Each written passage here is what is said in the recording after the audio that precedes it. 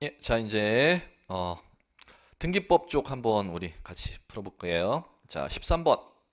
다음 등기에 관한 설명으로서 옳은 것은 자, 제가 13번 이렇게 하시는 이유는 뭐냐면은 실제에서는 2차 과목에서 지금 2차 과목이 1교시와 2교시로 구분되었습니다. 그러면 2차 과목에 2교시 시간이 공시법령과 세법해갖고 40문제로 한 교시가 독립적으로 보장되어 있기 때문에 13번 이런 식으로 나옵니다. 지적 1번서부터 1, 2, 3, 4, 12번까지 2차 과목 2교시 시간에 1번서부터 12번까지가 지적 문제고 13번서부터 24번까지가 등기법 문제고 25번서부터 40번까지가 세법 문제입니다. 이렇게 배당될 겁니다. 자, 이제 할게요.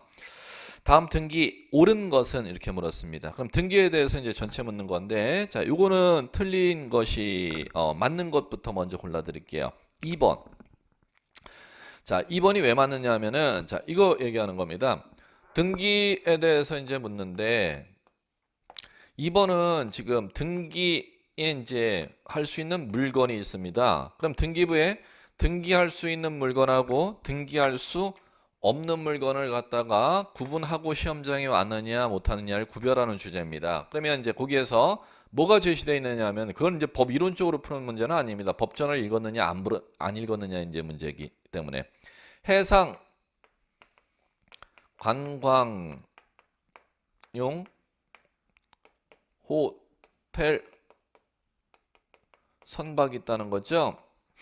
자, 이거에 대해서 이제 묻는데 해상 관광용 호텔 선박은 이제 바닷가에 지금 바닷가 육지 쪽에 가까이 이제 바닷가에다가 선박을 갖다가 고정시켜 놓고 그걸 갖다 이제 선박 배를 띄울 수 없게 하고 카페를 운영하는 곳을 얘기하는 겁니다. 그러면 선박 자 폐업 신고된 폐 등록된 이제 선박 카페를 갖다가 운영한다면 바다에다가 고정시켜 놓고 그 바다 선박을 이용해서 카페 운영하지 않습니까? 그러면 그게 암만 고정돼서 설치돼서 운영했다 하더라도 이걸 독립된 건물로서 우리나라는 법에서 인정을 해주지를 아니한다는 겁니다. 그렇기 때문에 그 해상 관광용 호텔에 대해서 선박에 대해서 등기를 해놨다면 그 등기에는 이 등기해놓은 선박에 대해서는 등기할 수 없는 물건을 등기했기 때문에 무효인 등기이다. 지금 이 얘기를 하는 것입니다. 자, 이제 그것 때문에 맞는 지문이고, 자, 나머지 볼게요. 1번. 자, 등기 기록이 불법 말소되면 등기 기록의 권리는 소멸한다. 자, 제일 민법에서도 엄청 많이 출제되는 대원 판례 문제인데 이건 뭐냐면은 등기는 물권 변동의 이 얘기 들어보셨을 겁니다. 효력 발생 요건이냐, 존속 요건이냐 이 얘기를 하는 겁니다. 등기는 물권 변동의 효력 발생 요건이지 절대 존속 요건은 아니라는 겁니다. 그럼 따라서 등기가 불법으로 말소되었다 하더라도 물권의 효력은 소멸하지 아니한다. 이렇게 돼야 맞는 지문이 된다는 것이죠. 자, 그 다음에 3번. 이건 왜 틀렸느냐? 위조 서류에 의해서 맞춰진 등기는 실체관계에 부합하면은 대법원 판례 지문을 인식하느냐 못하느냐죠. 매매계약서가 위조됐다 하더라도 소유권 이전 등기하면 매수인이 사후에 추인을 할 수가 있다는 겁니다. 그럼 매도인이 사후에 추인을 하면 그 추인하는 행위를 실체관계 부합이라고 법률용어를 사용합니다. 그러면 실체관계 부합하면 무효가 아니라 유효 이렇게 돼야 맞겠죠. 그 다음에 4번. 등기 원인이 증여임에도 불구하고 매매 원인으로 소유권 이전 등기한 경우 나오죠. 그럼 국세청으로부터 세금 탄로에 대해서 세금 추징은 된다 하더라도 실체관계에 부합하면 그 등기도 마찬가지로 유효가 돼야 맞겠죠. 4번도. 그 다음에 5번.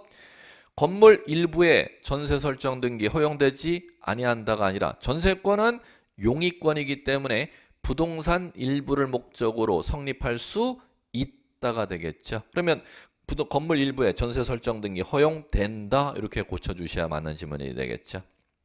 자, 그 다음 14번 등기 효력 설명 틀린 것은 자 키워드는 등기의 효력입니다. 등기의 효력.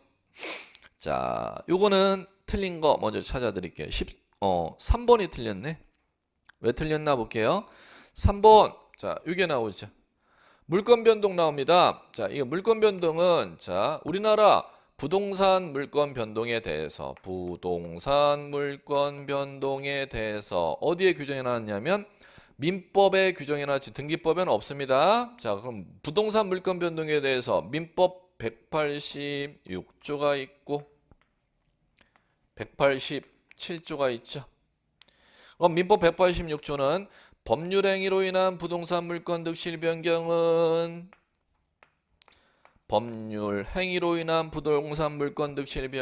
뭐 하여야? 등기하여야 효력이 있다. 그러면 그것을 갖다가 효력 발생 요건 이렇게 부르죠. 법률 규정으로 인한 물권 취득은 등기를 요하지 아니한다. 다만 등기하지 않으면 처분하지 못한다니까 처분 요건.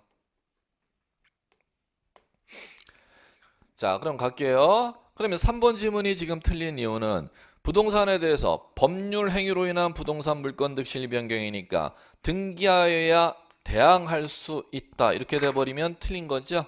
등기하여야 뭐 할 수 있다?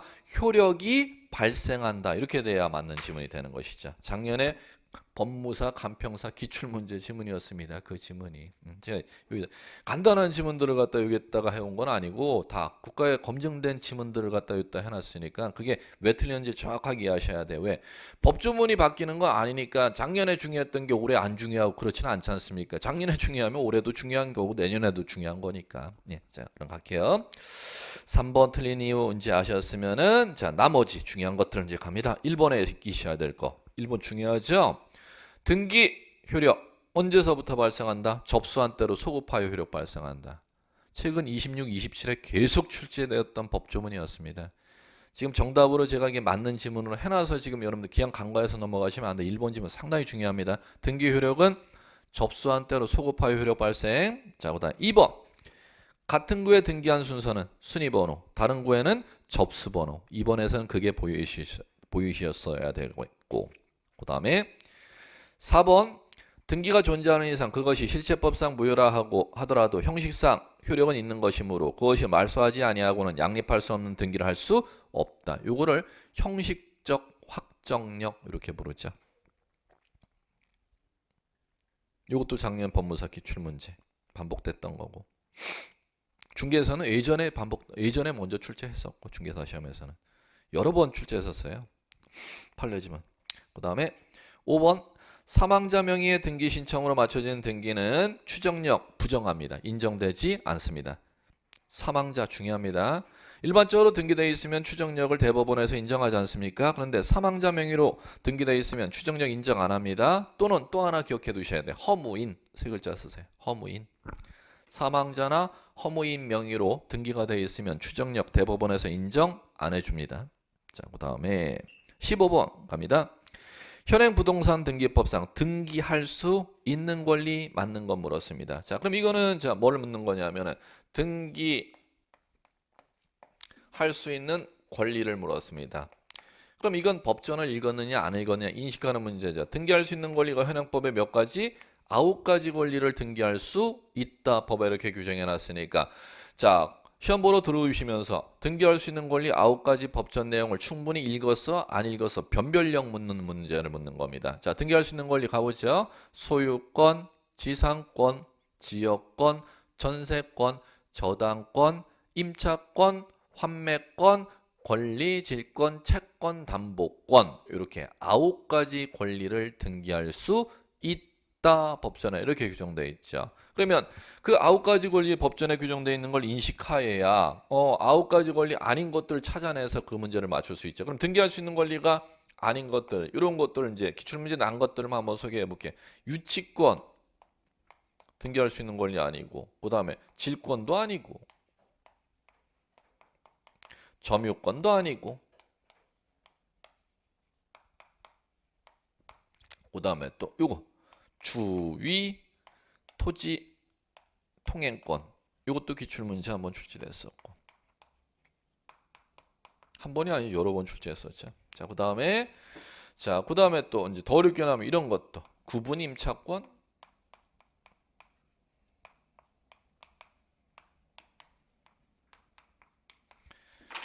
등기할 수 있는 권리 9가지를 기억하시면 이 9가지 권리에 해당하지 아니하는 권리, 기출문제에 지금 제시됐던 것들만 지금 여러분들이 이런 게 등기할 수 있는 권리가 아니구나 한번 인식해 보라고 제가 읽어해 드린 겁니다. 그러면 자 갈게요. 등기할 수 있는 권리는 기업번 등기할 수 있는 권리죠. 구분이상권. 니은번 채권담보권 마찬가지고, 리을번 부동산 환매권 등기할 수 있는 권리죠. 그 다음에 그러면 아닌 것은, 등기할 수 있는 권리인 것은 기억 니은 니을이니까 1번 정답. 아닌 거는 니을 미음. 자, 차권은, 대차권은 빌리는 권리죠. 부동산을 빌리는 권리는 무상으로 빌리는 사용대차권은 절대 등기할 수가 없고, 차임이나 보증금을 지급하고 대차는 임대차는, 임차권은 등기할 수 있어도 사용대차권은 등기할 수 없다겠죠. 자, 됐고요. 16번 전자신청 틀린 거. 키워드는 전자신청입니다. 틀린 거 찾으래. 자, 갈게요. 전자신청은 인터넷 접속해 갖고 등기 신청하는 거 아니야? 자, 갑니다. 이게 틀린 것은 3번 틀렸죠. 법인 아닌 사단의 경우 그 사단 명의로 대표자가 전자신청할 수 있다. 이게 왜 틀렸느냐 하면 갈게요. 전자신청 몇 가지 이제 법조문만 인식하시면 그냥 뭐 단답으로 푸는 최하 난이도 문제입니다. 전자신청은 자 먼저 인터넷 접속해 갖고 등기 신청하는 거 아니야? 그럼 인터넷 접속해 갖고 등기 신청하려면 먼저 앞서 사용자 등록 안 하면 인터넷 접속해서 전자신청할 수가 없습니다. 그럼 당연히 전자신청 제도에는 사용자 등록을 먼저 묻겠죠. 그러면 갑니다. 전자신청은 인터넷 접속해 갖고 등기 신청하는 거니까 출석이 필요가 없습니다. 그런데 전자신청하려면 먼저 사용자 등록해야 된다는데, 사용자 등록은 등기소에 출석을 안 하면 사용자 등록할 수가 없기 때문에 사용자 등록은 반드시 출석하여야 한다. 그러면 이것을 갖다가 이렇게 크로스로 출제한 적이 있었죠. 이렇게. 그러면 X. 자, 그 다음에 어디는 출석을 해야 되고 어디는 출석이 필요가 없는지 구분할 거. 자, 두 번째. 사용자 등록을 내려면 사용자 등록 유효기간 단수 숫자로 나오니까 아셔야 돼. 3년. 자, 이 정도 알아두시면 될 거고. 자, 이제 사용자 등록을 했으면은 전자 신청할 수 있는, 지금 그럼 문제에서 정답을 요구한 건 이겁니다.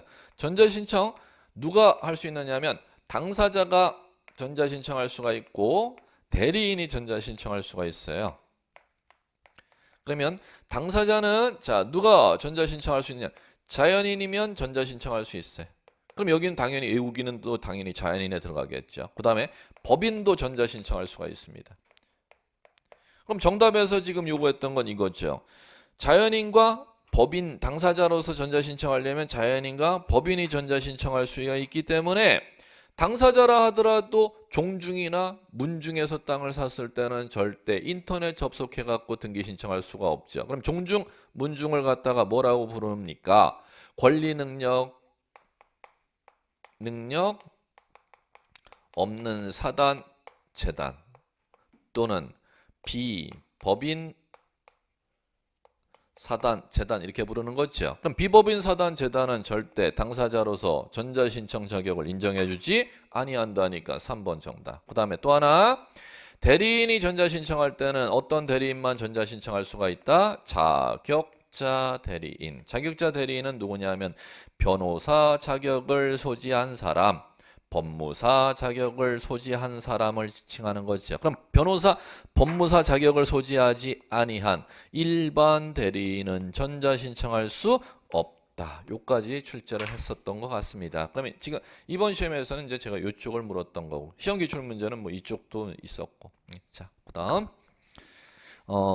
그다음에 볼게요. 17번 구분 건물 관한 설명. 틀린 거 묻습니다. 구분 건물 등기. 자, 이건 1번 정답. 왜 틀렸느냐? 구조상, 이용상 독립성 있는 건물을 소유한 자는 그 건물로 구분 건물로서 등기하여야 한다가 틀렸습니다. 기출문제 2번 반복됐던 기출문제를 제가 1번 의도적으로 정답 1번에다 해놨습니다. 자, 구분 건물로 등기할 수 있다. 이렇게 이제 고치셔야 맞겠죠. 자, 그러면 이게 왜 2번이나 기출문제 났었느냐? 한 동의 건물을 갖다가 1층, 2층 두 개로 구분한 때는 자, 요거로 등기하기 위해서는 구분 건물이 되기 위해서는 요건이 필요하다는 겁니다. 어떤 요건이 필요하냐 하면은 지금 그럼 이걸 두 번 물었었던 게 독립성이라는 요건을 충족하면은 이 독립성이 구조상 독립성과 이용상 독립성이지 않습니까? 구조상 이용상 독립성 있는 공간이 있으면 구분 건물로 등기하여야 한다가 이렇게 돼 있죠. 1번 지문. 그게 X입니다. 구분 건물로 등기하여야 한다 이렇게 되면은 X라는 겁니다.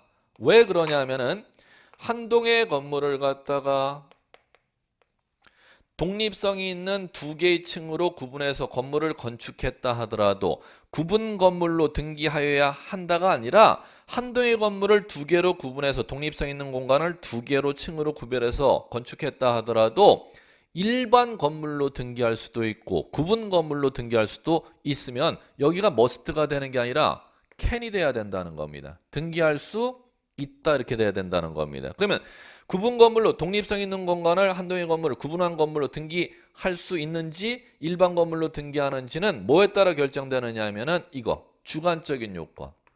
그걸 구분 행위라고도 대법원에서 부르고 대법원 판결문 요지에 나와 있습니다. 법전에는 안 나와 있고.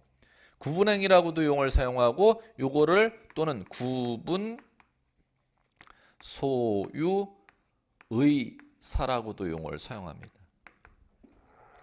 그러면 독립성 있는 공간을 갖다가 일반 건물로 등기하는지 구분 건물로 등기하는지는 뭐에 따라 결정되는 거다? 구분 행위, 구분 소유, 의사로 결정하기 때문에 구분 건물로 등기하여야 한다 하면 X가 되는 것이고 구분 건물로 등기할 수 있다 이렇게 가야 맞는 지문이 된다는 겁니다. 자, 이제 됐고요. 자, 그 다음 가볼게요. 자, 이제 나머지 지문에서 맞는 거 주의할 거 다 중요하지 뭐. 예. 자, 2번. 한 동의 건물을 구분한 건물에 있어서는 한 동 건물 전부 일개 등기 기록 사용. 중요하죠. 구분 건물마다 1등기 기록 사용한다. 이렇게 2번 지문은 지금 제가 맞는 거로 출제했는데 2번 법조문은 어떻게 출제했었냐면 틀린 것으로 출제했었을 때는 한 동의 건물을 구분한 건물에 있어서는 한 동의 건물을 구분한 건물에 있어서는 구분 건물마다 1등기 기록을 사용한다. 이렇게 출제한 적이 있었습니다. X요. 한 동 건물 속하는 전부의 1등기 기록. 자, 그 다음에 3번 대지권 등기를 한 후 건물의 권리에 관한 등기는 대지권에 대한 등기로서 동일한 효력이 있다. 그러면 아파트 소유자가 대지권을 아파트 등기부에 대지권 등기를 해버리면 아파트 매매해갖고 소유권 이전 등기되면 대지권도 당연히 매수인에게 이전되는 효력이 있다. 이렇게 읽어나가시면 쉬울 겁니다. 또는 아파트에 대지권이 등기돼버리면 아파트 주인이 은행 가서 담보대출을 받아서 은행 앞으로 근저당 설정을 해주려면 은행의 그 근저당의 효력은 아파트뿐만 아니라 아파트 소유자가 가지는 대지권에도 근저당의 효력이 있다. 이런 식으로 읽어나가셔야 지문이 편할 겁니다. 자, 그 다음 4번. 구분 건물에 대지권이 있는 경우 대지권의 목적인 토지 표시는 한동 건물 표지부에 등기하죠. 기록하죠. 맞죠? 5번.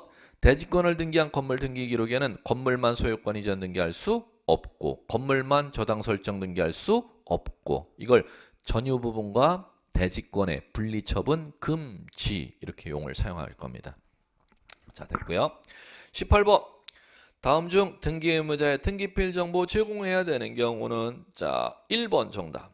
자, 요거는 키워드가 이거죠. 등기필 정보 등기필 정보 제공해야 된대. 자, 갑니다. 가령 갑이 땅이 있을 때 이 땅을 갖다가 A가 샀습니다. 그러면 지금 갑과 A가 소유권 이전 등기 신청할 거 아닙니까? 자, 이전 등기 화살표 신청하는데 등기필 정보라는 건 뭐냐면은 등기 신청하면 방문 신청일 경우 등기소에 들어오면 신청서라는 걸 적어야 된다는 겁니다. 신청서의 뒷면에 자, 등기를 신청하고자 하는 자는 재산을 취득하는 등기를 신청하러 들어온 사람이 있고 재산을 넘겨주는 등기를 신청하러 들어온 사람이 있으면 재산을 넘겨줄 사람에게 재산을 그 토지에 대해서 넘겨줄 재산이 현재 있는지를 갖다 등기관한테 확인하는 서류의 역할이 등기필 정보입니다. 그러면 지금 매매에 따른 소유권 이전 등기하면 누구한테 땅을 넘겨줄 소유권이 있어야 된다는 겁니까?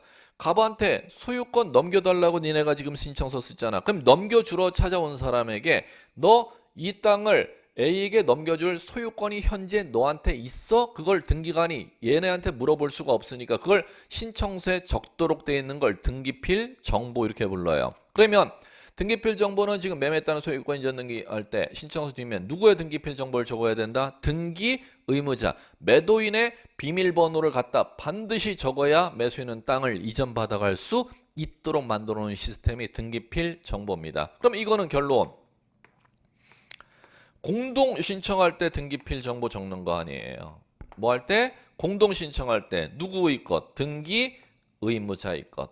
자, 그럼 이거 하시면 끝나는 거지. 원리 하셨으면 끝났습니다. 등기 의무자 등기필 정보 뭐 할 때? 공동 신청할 때. 그럼 따라서 뭐일 때는 등기필 정보가 제공이 필요가 없느냐? 단독 신청할 때는 등기필 정보 제공이 필요가 없는 원리가 나오는 것이죠. 자, 다만 단독 신청일 경우라 하더라도 등기필 정보를 제공하여야 하는 예외 규정을 딱 하나 법에서 규정해 놨습니다. 그 예외 규정이 이거죠. 승소한 등기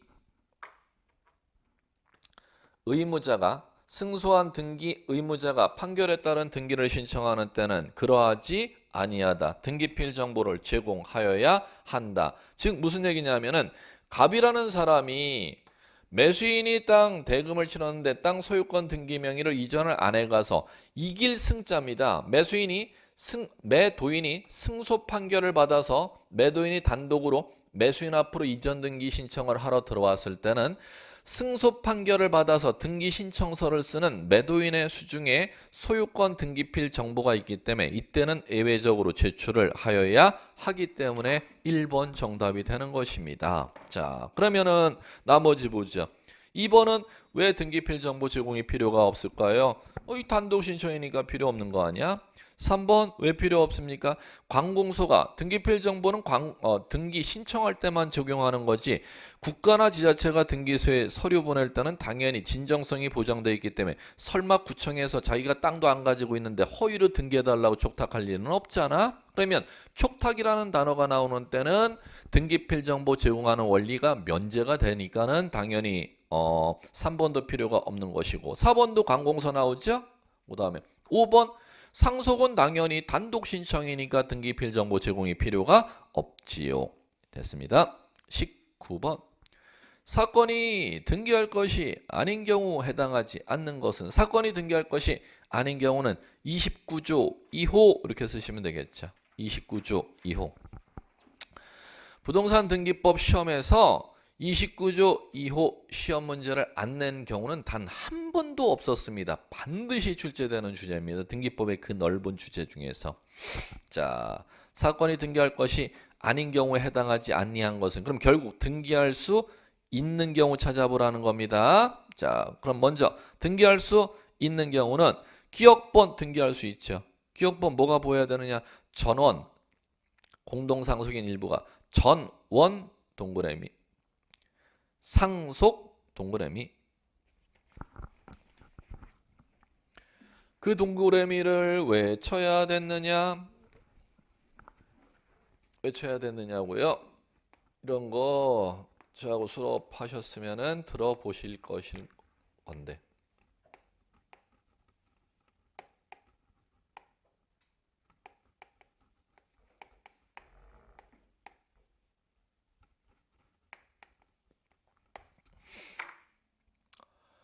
부동산이 공유관계일 때 전원의 지분을 다 적어야 등기해 줄 수 있는 사유가 딱 두 가지가 있습니다. 보존 등기와 상속 등기할 때 보존 등기는 최초 건축물을 동업해 갖고 두 사람 이상이서 동업해 갖고 집 지었다는 거네. 그럼 동업자 지분이 있으면 한 사람의 지분만을 갖다 등기 신청해서는 절대 등기 안 해주고 반드시 전원의 지분을 신청서에 적어야 등기해 주도록 되어 있다는 겁니다. 그러면 상속도 마찬가지라는 거죠. 상속인이 한 사람이 아니고 공동상속일 때 상속인의 한 사람의 지분만 신청정보에 적었다가는 절대 등기해 주지 아니한다는 겁니다. 그래갖고 제가 전원, 보상 이렇게 암기하셔라 그랬죠. 그러면 따라서 보존 등기에 있어서 자 1인 지분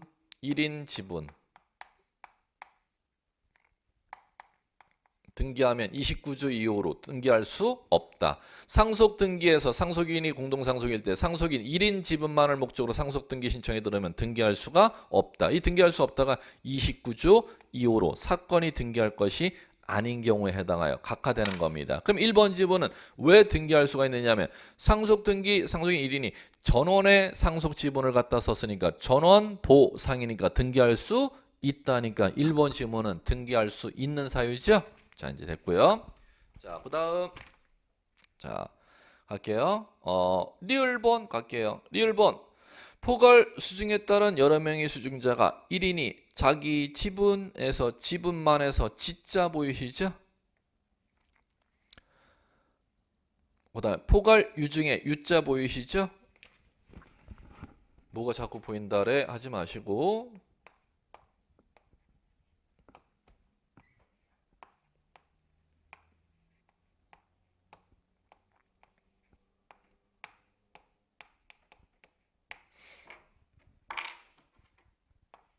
지, 가, 유. 자, 가등기권자가 수인의 공유인 때, 수증자가 여러 명인 때는 1인이 자, 그럼 지분만이라는 건 1인 한 사람의 지분만 신청 정보에 적으면 등기해 주는 사유입니다. 그럼 이 사유에 대해서는 자, 마찬가지로 전원의 지분을 적었다가는 사건이 등기할 것이 아닌 때에 해당하여 각하하여야 한다. 29조 2호로 각하되는 사유 아닙니까? 그러면 가등기에 따른 본등기는 한 사람의 지분만 적어야 등기해 준다는 거죠. 그럼 전원의 지분을 적었다가는 어떻게 된다? 사건이 등기할 것이 아닌 때에 해당하여 X라는 게 각하된다는 뜻입니다. 그럼 수증자가 자 여러 명인 경우 한 사람의 지분만 적으면 등기할 수가 있지만 수증자가 여러 명인 경우 전원의 지분을 갖다가 적었다가는 사건이 등기할 것이 아닌 때에 해당하여 각하되니까 지금 여러분들이 보셨던 리을본 지문은 가등기 권리자 포괄 수증자가 여러 명인 경우 한 사람이 자기 지분만에 대해서 등기한다는 거니까 각하되는 사유가 아니라 등기할 수 있다로 가는 거죠. 그래갖고 제가 이걸 지가유 전원 보상 이렇게 암기하라고 했지 않습니까? 예. 자 그러면 나머지는 다 각하되는 사유. 니은번 왜 각하되느냐 볼게요. 29조 2호 사유로 각하. 왜 그러냐? 관공서나 법원의 촉탁으로 실행해야 될 등기를 신청한 경우 거기에다가 옆에 있던 사례 문제로도 나섰습니다. 가압류 등기를 신청한 경우 가압류 등기는 신청해야 된다. 채권자가 직접 등기소에 가서 신청해야 된다. 아니면 채권자는 법원 가서 신청을 하면 법원 가압류 결정을 내려준 법원에서 촉탁하여야 한다. 법원의 촉탁으로 가압류 등기가 실행하는 거지 채권자가 이 돈 받을 게 있다는 그 채권 영수증 들고 직접 등기소로 가서 가압류 등기 신청했다가는 사건이 등기할 것이 아닌 때 해당하로 각하되도록 되어 있습니다.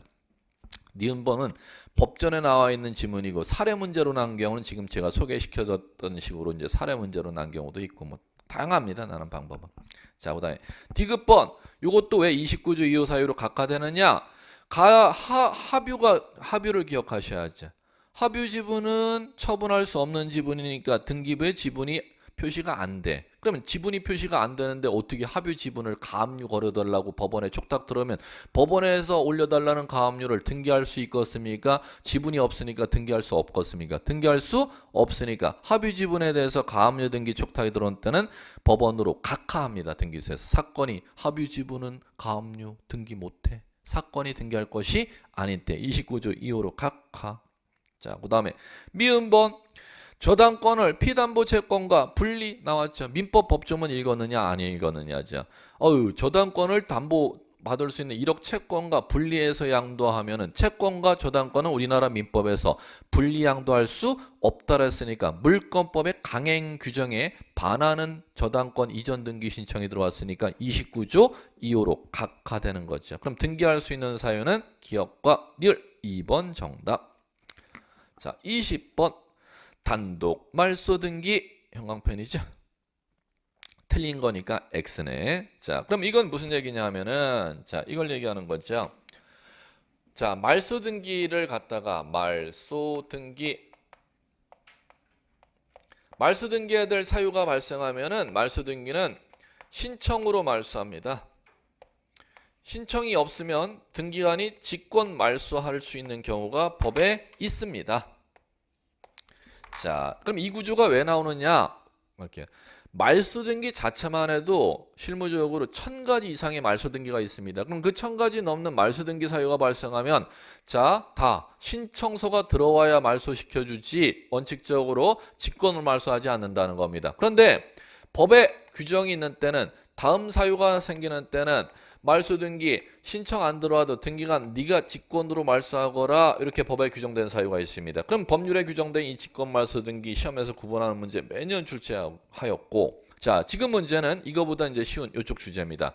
그럼 말소 등기 신청하려면은 자, 말소 해주는 사람 기부, 말소 해갈 사람 테이크, 의무자 권리자 같이 신청하는 걸 공동 신청이라 하지 않습니까? 그런데 말소 등기에 있어서 공동으로 신청하지 아니하고 단독으로 말소 신청할 수 있도록 법에 규정된 사유가 있으면은 공동 말소가 적용 안 되고 단독 말소할 수 있도록 법에 특례를 만들어 놨다는 겁니다. 그럼 시험에서는 이제 이쪽 사유를 지금 문제는 출제한 겁니다. 단독 말소할 수 있는 사유, 법에 규정된 사유 인지 아닌지 구별할 줄 알아 몰라 그걸 구별하는 문제를 출제했습니다. 말소 등기 하나만 해도 여러분 민법 총칙만큼 많은데 뭐 이 말소 등기 하나만 해도 그러니까 구조로 이해를 못하면 문제 자체를 등기법은 이해할 수 없다는 게 지금 이런 얘기입니다. 자, 이제 갈게요. 자, 1번 지상권자가 생존하는 동안 지상권이 존속한다는 약정이 등기된 상태에서 지상권자가 사망하면 등기 의무자 사망으로 지상권 소멸했죠. 그럼 등기 의무자 사망으로 지상권자 사망으로 지상권 소멸했다는 말소 등기는 지상권 설정자만으로 단독으로 말소할 수 있다고 법에 규정되어 있습니다. 법전을 읽었느냐 안 읽었느냐죠. 자, 1번 맞고 2번 등기 의무자 소재 불명되었다네. 그러면 말소해야 될 사유가 생겨서 신청해달라고 찾아갔는데 말소해줄 의무자가 소재 불명으로 행방 불명되었을 때는 공시채고 채권 판결 받으면 단독으로 말소할 수 있다고 법에 규정되어 있습니다. 법전 읽었느냐 안 읽었느냐죠. 자, 그러면 2번 소재불명 행방불명 되었으니까 채권 판결받아 단독으로 말소할 수 있다. 법에 규정되어 있는 단독 말소 사유 맞네요. 자, 그러면 3번 갈게요. 전세권자가 해당 건물 소유권을 갖다가 등기했으면 전세 살다가 전세 산 집을 집주인한테 취득해버렸어? 그러면 전세권 갖고 있다가 소유권 취득해버리면 전세권 소멸해버리겠네. 혼동이 생기죠? 그러면은 직권 말소가 아니라 단독 신청으로 말소하니까는 3번 정답. X 틀린 거. 4번 가등기에 관하여 등기상 이해관계 있는 자는 가등기 명인의 승낙 받으시면 되겠죠. 가등기 명인의 승낙을 받아오면 이해관계인이 단독으로 말소할 수 있다고 법에 규정되어 있습니다. 됐고 5번 소유권 보존 등기 말소도 등기 명인만으로 단독 말소할 수 있다. 법에 규정되어 있으니까 맞고 자, 틀린 것은 3번이요. 직권 말소가 아니라 혼동 생기면은 단독 신청으로 말소해주지 등기관이 혼동 생겼다고 직권으로 말소해주지 못합니다. 그 다음에 21번 소유권 보존 등기 틀린 것은 자, 보존 등기가 키워드고 틀린 것이니까 X 하셔야겠죠. 자, 그러면 이거는 왜 틀렸느냐? 1번 가볼게요. 1번 왜 틀렸느냐? 건물이 있다는 겁니다. 그럼 건물을 갑이라는 사람이 건축했으면은 자, 갈게요. 갑이 소유권 보존 등기를 갖다 건축물 대장에 사용 준공검사 맡으면 건축물 대장 등록한 갑이라는 사람이 보존 등기 신청할 수 있지 않습니까? 그런데 갑이 보존 등기 신청 안 했어요. 그러면 이 갑의 건물을 갖다 갑이라는 사람이 사망하면은 A라는 사람 상속인이 건물 보존 등기를 하러 들어갈 수가 있습니다. 그런데 문제는 지금 갑이라는 사람이 살아생전에 보존 등기를 안 하고 자, 이 갑이라는 사람이 B에게 이 건물 죽게 되면은 내 아들에게 말고 B에게 건물을 갖다가 주겠다고 유언장을 작성했다는 건데 유언장을 작성했는데 유언장 작성한 갑이 사망했다는 겁니다. 그럼 사망하면 B라는 사람이 수증자죠. 그럼 수증자 B는 자기 앞으로 소유권 보존 등기 절대 못합니다. 반드시 누가 보존 등기 해야 되느냐 하면 사망한 특정 유증 건물 유언장 써준 갑이라는 사람이 사망하게 되면 그의 상속인 A가 소유권 보존 등기하여야 수증자 B는 유증원인으로 소유권 이전 등기를 신청할 수가 있다는 겁니다. 그러면 유언자가 미등기 부동산을 갖다 유증해 줬을 때는 다이렉트로 수증자 B 앞으로 소유권 보존 등기할 수 있다라면 X 이게 두 번, 세 번 반복됐던 기출문제이기 때문에 1번에 의도적으로 제가 다시 한번 인식하시라고 출제를 한 겁니다. 반드시 누가 앞으로 상속인 앞으로 보존 등기하지 않으면 수증자는 뭐 해갈 수가 없다. 이전해 갈 수가 없다지. 다이렉트로 직접 보존 등기할 수 없다. 꼭 기억해 두셔야 돼요. 자, 그 다음에 22번 지역권 등기 옳은 거 볼게요. 자, 요거는 지역권 등기가 키워드고 옳은 거. 자, 1. 정답 1번이 막바로 나오네. 제가 1번에 했다 정답을 좀 많이 배치시켰어요. 가장 쉽게, 처음 시험이니까 가장 쉽게 풀으라고. 1번. 지역권 설정 등기를 할 때 등기 기록에는 지역권자가 표시되지 아니한다. 5. 왜 그러냐면은 지역권자가 표시가 되면 인여권이 되는 겁니다. 우리나라는 유역지의 편익을 위해서 땅을 사용할 수 있는 권리를 인정해 주는 거지 유역지 땅 주인의 편의를 위해서 인정해 주지를 아니하기 때문에 지역권 등기에서는 지역권자를 표시하지 아니하고 무엇을 표시하느냐 하면 요역지를 표시합니다. 요역지. 지역권자를 절대 표시 안 하고 뭐를 표시한다? 요역지를 표시하도록 되어 있습니다. 네, 됐고요. 자, 그럼 나머지 왜 틀린가 볼까요? 2번. 유역지, 승역지, 관할이 다르대요. 관할이 달라도 지역권 설정 등기 신청할 수 없다가 아니라 있다가 되겠죠. 그 다음에 2번. 승역지 지상권자는 그 토지 위에 지역권 설정하는 등기 의무자가 될 수가 없다가 아니라 있다가 됩니다. 왜 그러냐면 땅을 빌려주는 사람은 승역지 땅을 점유하는 사람은 모두 등기 의무자가 될 수 있습니다. 승역지 땅 점유자는 모두 등기 의무자가 될 수 있음입니다. 그럼 따라서 승역지 땅 소유자도 등기 의무자가 될 수가 있고 승역지 땅의 지상권자도 등기 의무자가 될 수가 있고 승역지 땅의 전세권자도 등기 의무자가 될 수 있다. 이렇게 돼야겠죠. 자, 됐고요. 4번. 이건 왜 틀렸느냐? 등기관이 유역지에 지역권 설정 등기를 하였을 때는 자, 승역지 등기 기록에 지역권에 관한 사항을 직권으로 기록해야 된다. 자, 중요하죠. 승역지 등기 기록에는 지역권 등기가 신청이 있어야 등기. 유역지 등기 기록의 지역권 등기는 직권으로 등기. 거꾸로 바꾸셔야 맞죠. 승역지 등기 기록의 지역권 등기는 신청으로, 유역지 등기 기록의 지역권 등기는 직권으로. 자, 그 다음 5번 왜 틀렸나 볼게요. 이거만 해도 또 3번이나 지금 중개사 자체 안에 3번 출제했던 지문입니다. 자, 할게요. 유역지의 소유권이 이전되면 지역권은 별도의 이전 등기를 하여야 지역권 이전의 효력이 발생한다. X. 이거는 왜 3번씩이나 출제했던 지금 문제였냐면 중개사 시험 안에서만 해도 지역권 등기라면 반드시 이게 나는데 이건 반드시 등장하는데 왜 등장하느냐면은 민법의 물권법의 법조문에 지역권은 유역지와 유역지에 수반된다는 거 알고 들어왔어, 모르고 들어왔어. 그걸 구분하는 문제이기 때문입니다. 지역권은 뭐에 수반되는 성질을 지닌다? 유역지와 수반되는 성질을 지닌다는 겁니다. 그럼 무슨 얘기냐면은 가장 기초의 민법 지문을 읽고 지금 등기법 시험을 보느냐를 묻는 지문입니다. 이게 유역지 땅이고 이게 승역지 땅이라면은 이 승역지 땅을 사용할 수 있는 유역지 땅을 위해 제공된 권리가 지역권 아닙니까? 그러면 지역권을 갖다가 갑이라는 사람이 유역지 소유자, 승역지 소유자는 A라면은 이 갑의 땅을 갖다가 B라는 사람이 매매로 취득하게 된다면은 이 승역지 땅을 사용할 수 있는 유역지의 권리가 지역권 아닙니까? 이 지역권은 이전하는 등기가 필요가 없이 유역지 땅을 갖다가 취득하는 B에게 당연히 넘어가도록 돼 있다는 겁니다. 그걸 갖다가 일컬어서 지역권은 유역지와 수반하는 성질을 지닌다. 지역권은 뭐와 수반되는 성질을 지닌다?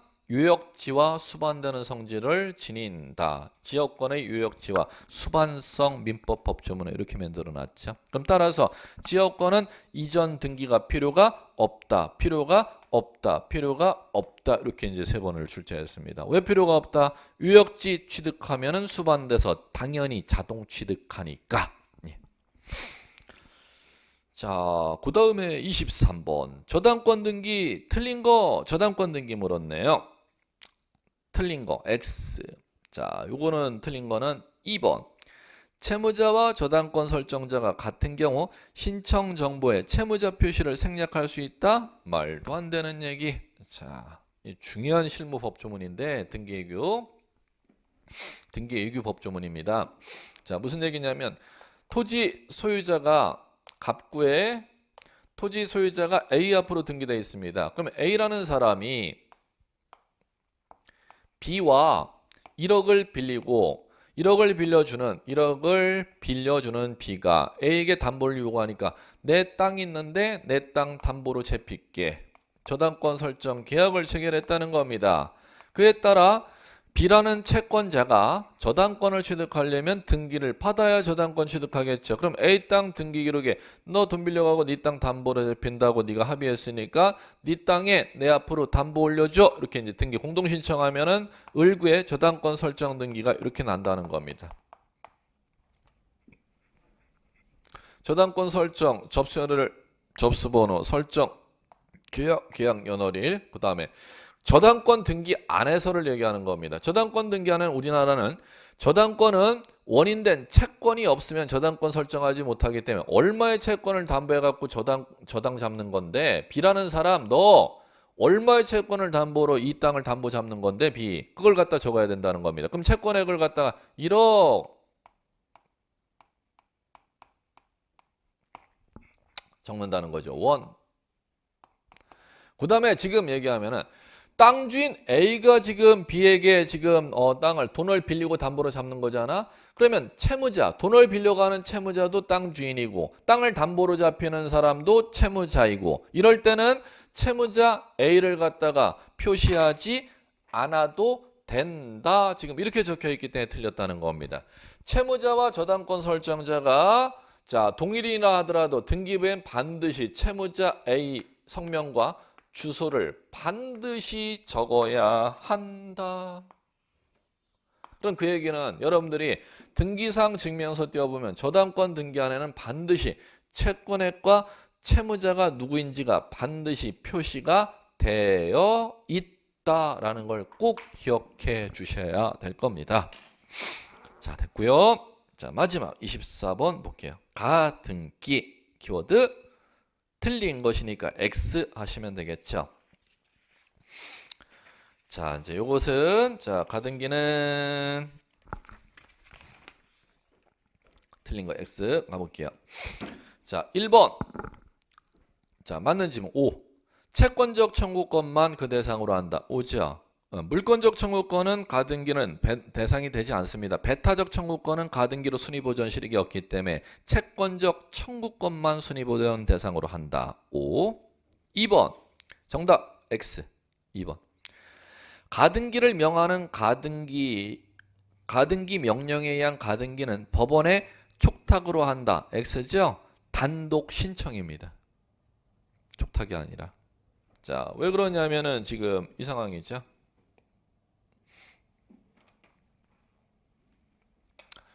소유자가 자, A인 상태에서 등기기록 갑구의 소유자가 A인 상태에서 갑니다.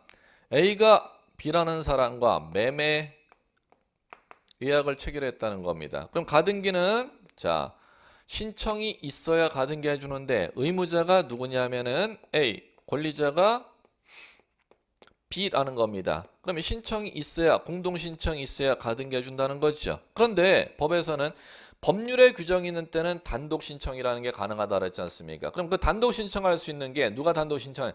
B, 등기 권리자가 단독으로 신청할 수 있어 법에 사유가 규정되어 있다는 겁니다. 그럼 그 법에 규정되어 있는 단독 신청 사유를 법조문을 읽었는지 안 읽었는지 변별력을 묻는 겁니다. 그럼 갈게요. 첫 번째는 언제 단독으로 신청할 수 있느냐 하면은 A가 공동으로 신청해야 되는데 바쁘다고 나 바쁜데 못 가는데 공동 신청하지는 못하는데 네, 승낙서는 써줄 수 있걸랑? 그러면 뭐를 첨부하는 때는 B가 단독으로 권리자 단독 신청할 수 있다. 의무자의 승낙서를 첨부한 때는 권리자가 단독 신청할 수 있고. 자, 두 번째 단독으로 신청하는 경우는 언제냐면 의무자 A가 같이 등기소에 가등기 B 앞으로 해주러 가면 공동 신청이야. 근데 같이 해주러 가지도 아니하고 그렇다고 승낙서도 써주지 아니하면은 B는 땅 주인 A를 상대로 법원에 가서 가등기 가처분 명령을 신청합니다. 그럼 법원에서 가등기 가처분 명령을 갖다가 가등기 가처분 명령 정본이 등기소로부터 법원으로부터 B에게 집에 송달되겠죠. 그러면 가등기 가처분 명령이 법원으로부터 송달이 되었으면 이 송달된 가등기 가처분 명령 정본을 들고 가등기권자 B가 등기소에 직접 단독으로 신청하러 가는 것이지 가등기 가처분 명령을 내린 법원이 등기소로 B 앞으로 가등기 좀 해주시오. 등기소로 가등기 해달라고 절대 촉탁이라는 걸 해주지를 아니한다는 겁니다. 가등기 가처분 명령에 의해서 가등기 권리자가 뭐 해야 되는 거다? 단독으로 신청하는 거지 가등기 가처분 명령 내린 법원에서 직접 등기해달라고 촉탁하지를 아니하기 때문에 지금 이게 틀린 것입니다.